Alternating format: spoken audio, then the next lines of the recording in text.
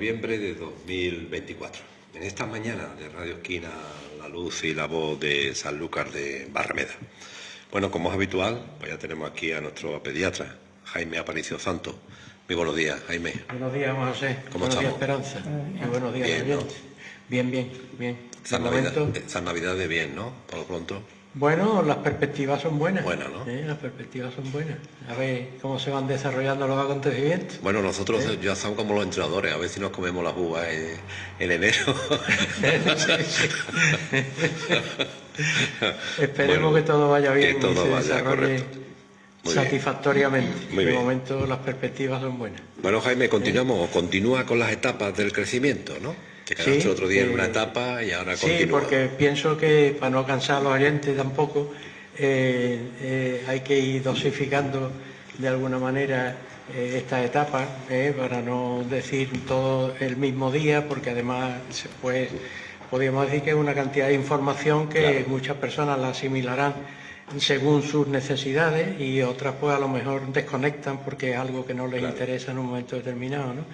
Entonces me parece que la etapa de crecimiento es un recuerdo que ya lo hemos hecho en alguna otra ocasión, pero siempre es bueno recordarlo porque hay nuevas personas que se van incorporando a la audiencia, personas que están viviendo una situación actualmente que es nueva para ellos y que tienen que tener pues, una información de primera mano, aunque hoy día hay mucha información en diferentes medios y por diferentes cauces. Hay muchas escuelas de padres, incluso hay una organizada por el mismo Colegio Médico de Cádiz, hay de la Asociación Española de Pediatría, de la Sociedad de Pediatría de Atención Primaria, en fin, y como todo el mundo tiene acceso a Internet, en cualquier momento determinado, cualquier duda, pues puede consultarla, aunque en muchas ocasiones hay que tener muy presente, tanto en este aspecto como en cualquier otro, que la fuente de información a la que se acuda pues debe ser una fuente de información que sea lo suficientemente fiable y de Claro. garantía para que no tengan un concepto erróneo en alguna ocasión de determinadas circunstancias. Entonces, en esta etapa de crecimiento nos propusimos irla desgranando gradualmente y, bueno, pues ya hemos visto la etapa de recién nacido, hemos visto la etapa de lactante, la de recién nacido, que abarcaba desde el nacimiento hasta el mes, más o menos, y de la de lactante que abarcaba pues hasta los 6 meses, hasta los 2 años. hasta los 2 años. Entonces, la siguiente etapa es la etapa de preescolar. La etapa de preescolar es una etapa muy interesante y que comprende pues fundamentalmente entre los 2 y los 6 años aproximadamente, 5 o 6 años. Es una etapa en la cual el niño va buscando su autonomía, aunque les gusta, por decirlo de alguna manera, saber que tiene un adulto cerca. Claro. O sea, ellos van poniendo en práctica todas las habilidades que han ido adquiriendo con el paso del tiempo y se van de alguna manera, entre comillas, independizando, pero siempre les gusta tener un adulto cerca. Ya en esta etapa tienen un gran interés por el mundo que les rodea, van adquiriendo nuevas posibilidades tanto comunicativas como motrices, muchas habilidades y bueno pues es la etapa en que se empiezan a generar las preguntas. Entonces hay niños que empiezan, Claro. unos más precozmente o antes que otros, que empiezan a preguntar. En este aspecto hay que tener presente una cosa. A los niños siempre cuando preguntan algo hay que contestar. Totalmente. Hay que contestarle, pero sin complicarse la vida.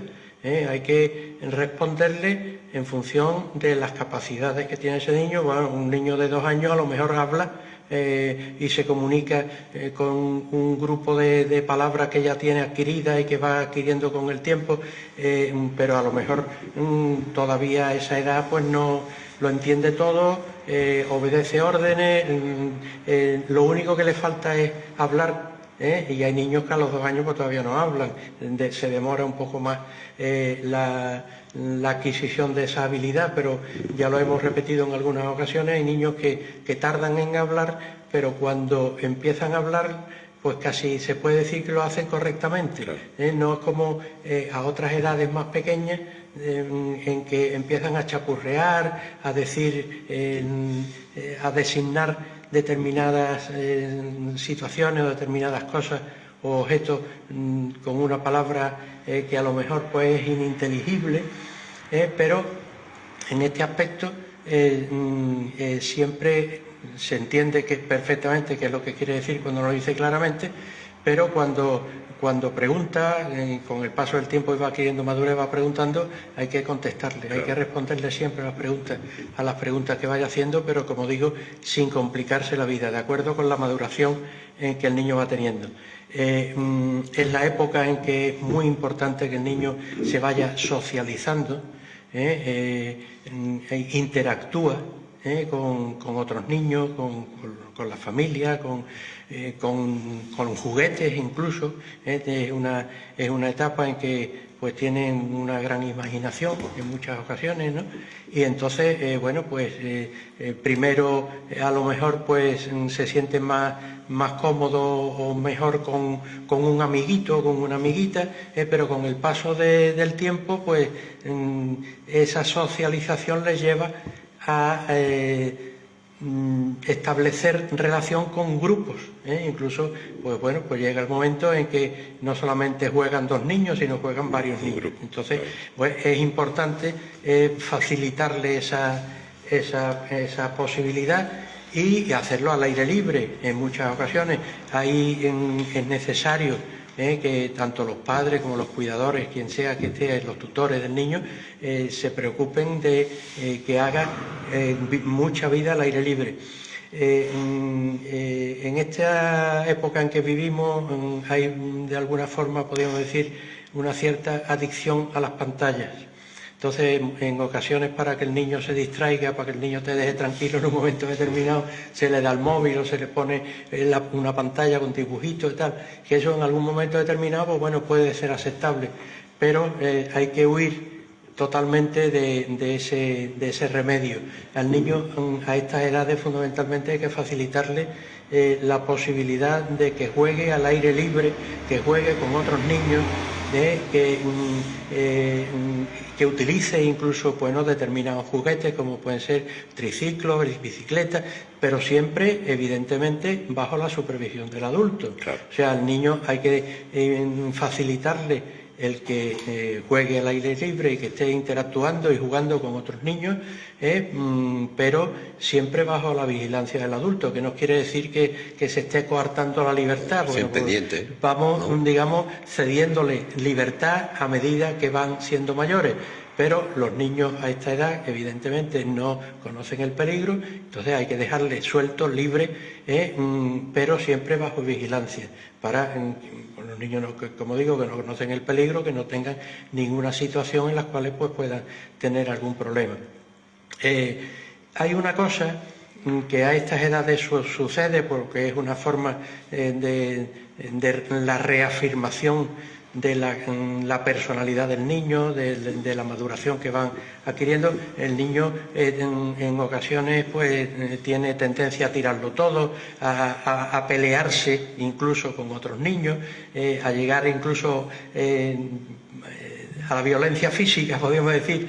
Pues bueno, hay que aleccionarlo y evidentemente instruirle para que eso no lo hagan. Pero cuando surge una controversia entre varios niños jugando a estas edades, hay que dejar que ellos resuelvan sus problemas por sí solos, no meterse en la discusión que un niño puede tener con otro o varios niños. Y tomar partido. Sin tomar partido, evidentemente vigilado, como digo siempre, pero hay que facilitar el que los niños resuelvan sus problemas por sí mismos. Y cuando llega un momento en que hay que intervenir, pues se interviene. Claro. Pero y evitar pues que en muchas ocasiones sucede que el enfrentamiento entre dos niños de estas edades y de otras, pues puede llevar incluso a un enfrentamiento entre los padres, ¿no? Que eso no conduce a nada. Entonces, esto es muy importante tenerlo muy en cuenta, de que ellos resuelvan los problemillas que van surgiendo, que los resuelvan ellos mismos, porque eso les va a servir de aprendizaje, de educación y de maduración para lo que les va a venir posteriormente en el futuro. Otra cosa que a estas edades se suele dar con bastante frecuencia son las rabietas. Las rabietas. El niño, pues evidentemente en un principio no conoce límites. Esas rabietas se dan fundamentalmente entre los 2 y 3 años. La frecuencia con que se producen pues va a depender de alguna manera de la personalidad del niño. Hay niños que son más tranquilos, hay niños que son más nerviosos. Entonces, bueno, pues hay niños que tienden a tener rabietas con cierta frecuencia y otros, sin embargo, no. Pero podríamos decir que es una forma de esa rabieta de rebelarse frente a límites que se les van a ir poniendo, porque no se les puede dejar que hagan lo que quieran siempre, hay que ponerle unos límites, y entonces es la manera en que ellos tienen de manifestar su desacuerdo. En ocasiones también aparecen con más frecuencia cuando los niños están cansados, cuando les sacamos a lo mejor de la rutina que van teniendo, y bueno, pues en contraposición a eso, nuestra actitud, la actitud de los adultos que les rodean, debe de ser todo lo contrario, debe ser calmada, debe ser serena. En muchas ocasiones, cuando un niño se pone tonto, podríamos decir entre comillas, empieza con una rabieta, empieza a llorar, empieza a patalear, se tiende pues a lo mejor a gritarle, claro. Se tiende a responderle de alguna manera con una cierta violencia verbal, y eso es contraproducente. Esa rabieta del niño hay que contrarrestarla fundamentalmente con calma, y hay que tratarle razonando en la medida que puedan entender. No le podemos utilizar razonamientos propios de niños mayores, entonces, y en algunas ocasiones dejarlos, ya se le pasará.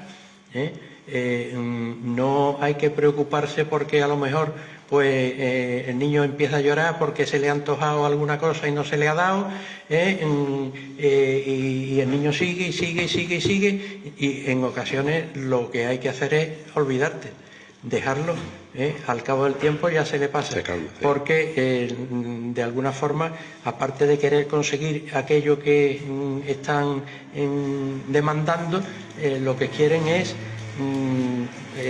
atención, más atención, y muchas veces a lo mejor un niño empieza con una rabieta por algo y tú lo coges y empiezas a distraerlo con alguna otra cosa y se le pasa perfectamente, claro. Y se le olvida totalmente de aquello por que ha sido el motivo de ese llanto. Por tanto, es muy importante, y cuando ya acabe todo eso, pues evidentemente manifestarle nuestro cariño, darle un abrazo, darle muchos besos, darle tal, pero y considerarlo como una cosa, digamos, que es natural a esa edad, claro. Sin dramatizar, porque ya digo que los niños a esta edad y con esa rabieta lo que manifiestan es su oposición al límite que se le ha puesto, su desacuerdo con alguna cosa que se le ha hecho o que se le ha puesto. Ya hay niños a estas edades incluso que empiezan a manifestar sus preferencias por la ropa en que se les pone y entonces, bueno, pues en ocasiones pues hay que seguir el camino que cada padre o cada tutor se ha trazado en el tratamiento de esa cuestión que se está dilucidando en ese momento, pero sin darle demasiada importancia, sino además el niño deberá hacer en un momento determinado lo que se estima conveniente que haga, llore o patalee. Habrá veces que se puede ceder porque no tiene mayor importancia y otras veces pues que no. Entonces, esto es muy importante tenerlo muy en cuenta porque es algo que está bastante presente a estas edades. Otro tema es el tema del lenguaje. El lenguaje, ya lo hemos dicho en alguna ocasión, hay niños que hablan con cierta claridad muy pequeños y hay otros que lo demoran mucho más. Es un proceso, evidentemente, de aprendizaje para el niño a lo largo de su vida. Y a medida que progresa ese lenguaje, pues, y se va comunicando mejor con su entorno, paradójicamente curiosamente van disminuyendo las rabietas.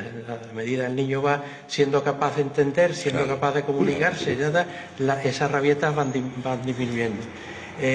Y una cosa que es muy importante tener en cuenta, que a los niños hay que hablarles de una manera correcta, no utilizar palabras extrañas para que el niño lo entienda. El niño hay que enseñarle que esto se llama lápiz y que esto se llama bolígrafo y que esto se llama micrófono, porque se tiende a adquirir unas denominaciones que nada tienen que ver con la realidad, y eso al niño pues evidentemente se les queda y no les facilita para nada la adquisición de ese lenguaje correcto que tienen que ir. Por tanto, hay que hablarle con el lenguaje normal y corriente.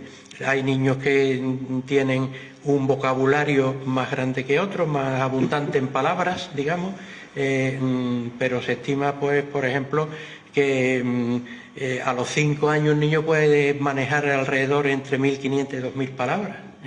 Parecen muchas, pero no, en el lenguaje habitual y en el desenvolvimiento habitual, pues no suele ser mucho.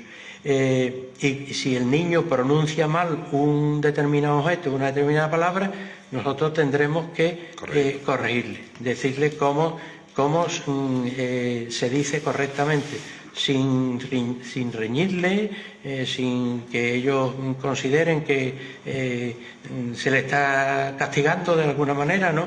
Sino que repetirlo cuantas veces haga falta repetírselo. O sea, cuando un niño dice una palabra mal dicha, se le corrige, y se lo vuelve a decir, se le corrige. No llega el momento de ya te he dicho que no, sino repetirlo, porque con la violencia en ningún momento nunca se consigue nada. O sea, y si se le grita a un niño, de alguna manera se está utilizando una cierta violencia.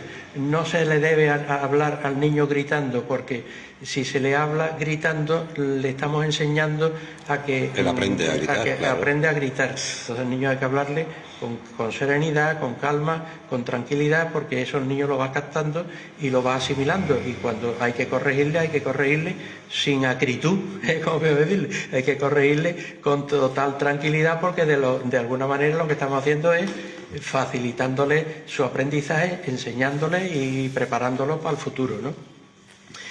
Una cosa que es muy importante y que cuesta mucho trabajo que las familias lo asimilen, unas veces más, otras veces menos, es que para que un niño vaya hablando correctamente, el chupete se le debe de retirar lo antes posible.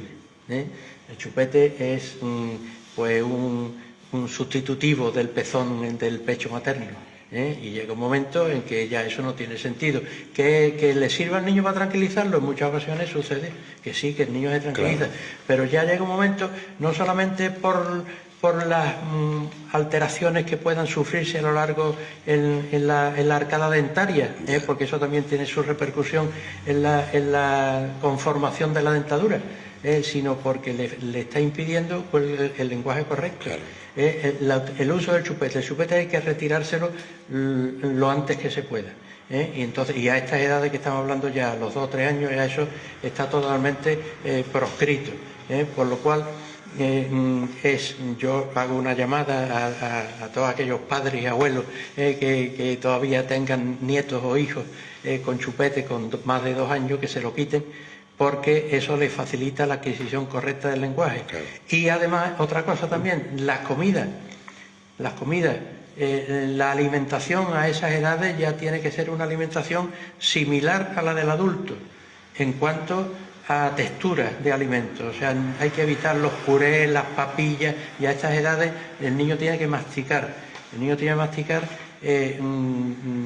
porque de esa manera se favorece la maduración de la musculatura facial y de la musculatura que interviene en la fonación, en el habla.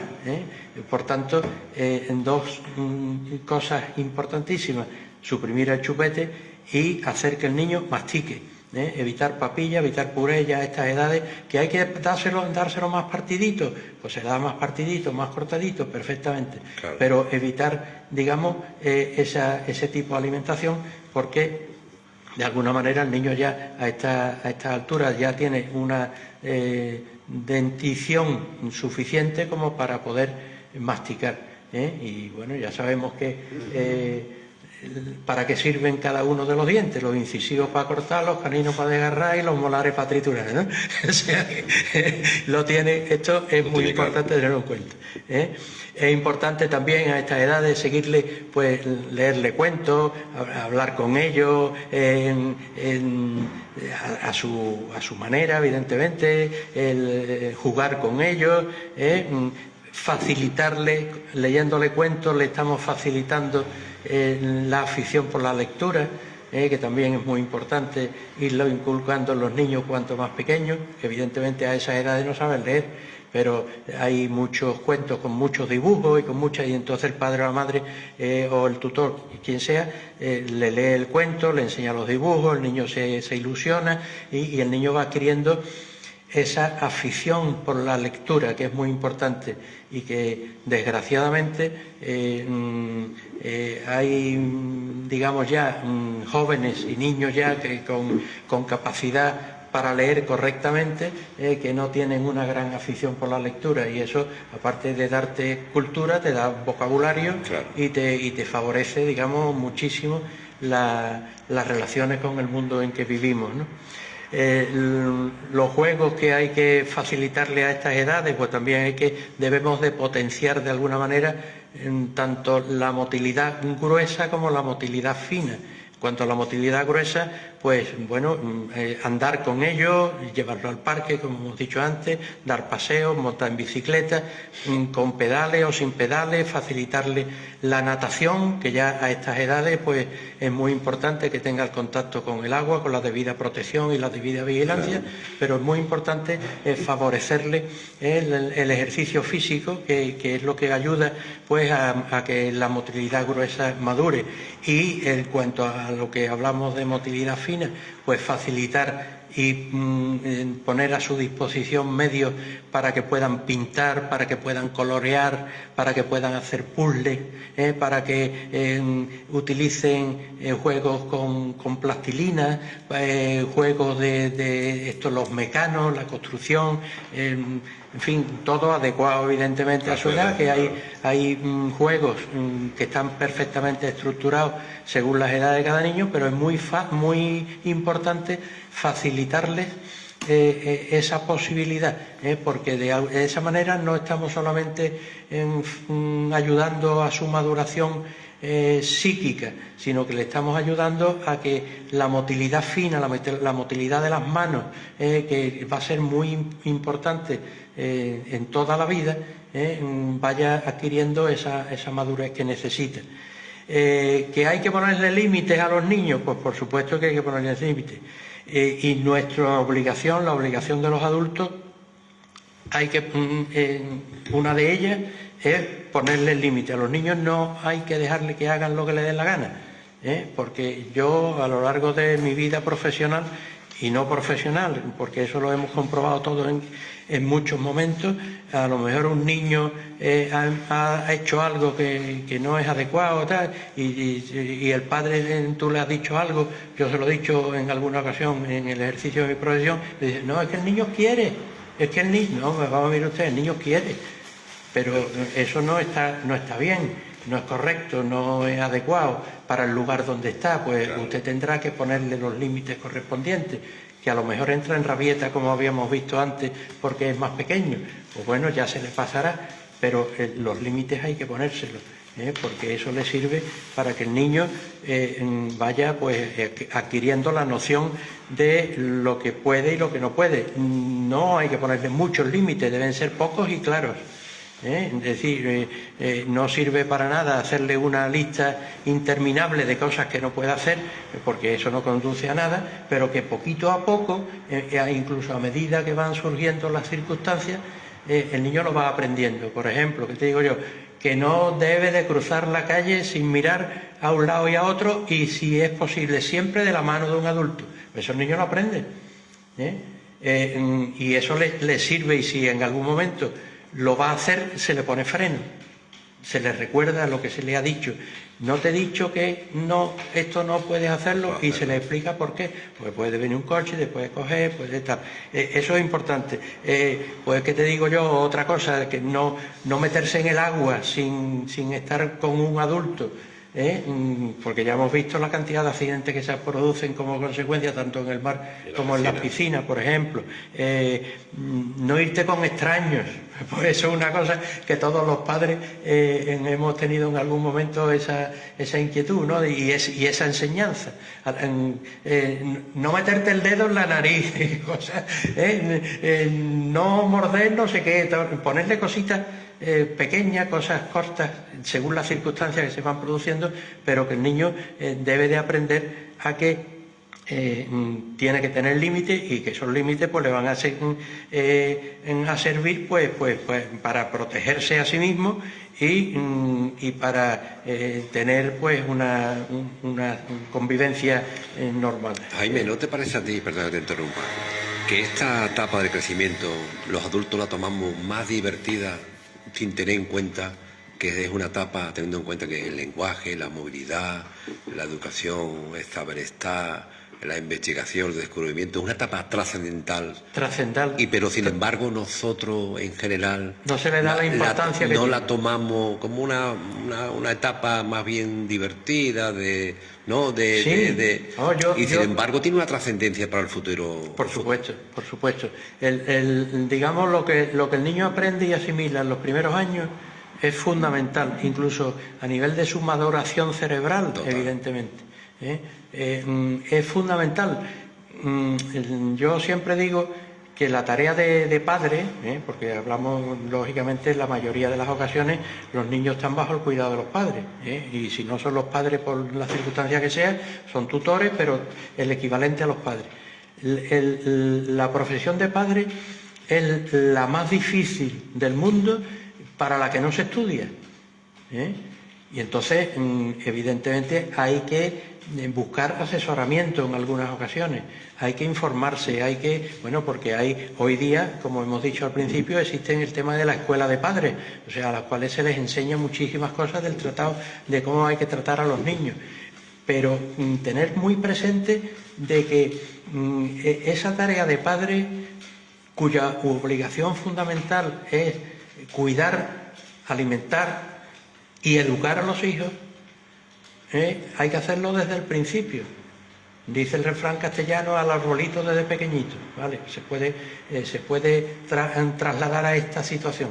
Hay que irle enseñando según su maduración, según su edad, según las necesidades que el niño va teniendo en todas las etapas de la vida, de manera que se creen o se consigan que esos niños, esas niñas, cuando lleguen a la edad adulta, pues tengan el bagaje suficiente para poder llevar una vida autónoma, y poder desenvolverse adecuadamente en la sociedad. Y todo eso hay que írselo enseñando desde pequeño.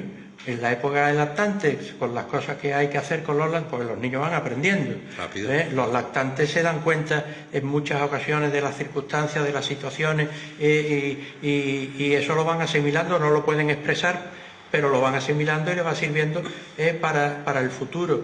Y entonces todo esto hay que tenerlo muy presente, hay que tener presente eso, que hay que ponerle límite, es que la tarea de educador, que es fundamental en los padres, es muy difícil, y hay que ir muchas veces contracorriente, y hay que, a veces, una prohibición a tu hijo te duele más que a él mismo, pero tú con la visión que tú tienes de educador, de experiencia y de conocimiento, te hace sobreponerte a ese dolor que tú puedes sentir en un momento determinado por estarle prohibiendo en un momento determinado a tu hijo una determinada cosa, pero estás sabiendo de que eso le beneficia. Entonces, esto es muy importante. Hay que enseñar a los niños desde el pequeñitos, porque este es otro tema, bueno, lo llevaría muy largo, a que la casa es de todos. La casa donde vive es de todos, es una familia y cada uno puede tener un cometido. Pues estamos acostumbrados, ya afortunadamente hace mucho tiempo las cosas van cambiando, pero hemos estado acostumbrados a que en la casa todo lo hace la madre. Y en la casa todos tienen que hacer de todo. Y cada uno en función de sus capacidades. Y los niños pequeñitos, pues bueno, un niño con 3 años no te va a poner una lavadora, pero a lo mejor con 5 sí es capaz de hacerlo. Y tú le enseñas y le tal, o no te digo eso, sino a la hora de comer, poner la mesa, poner los cubiertos, poner la servilleta, los platos, no sé qué, los vasos. Eso hay que írselo enseñando, y todos en la familia todos tienen que tener un encargo. Y eso hay que enseñarlo desde pequeño.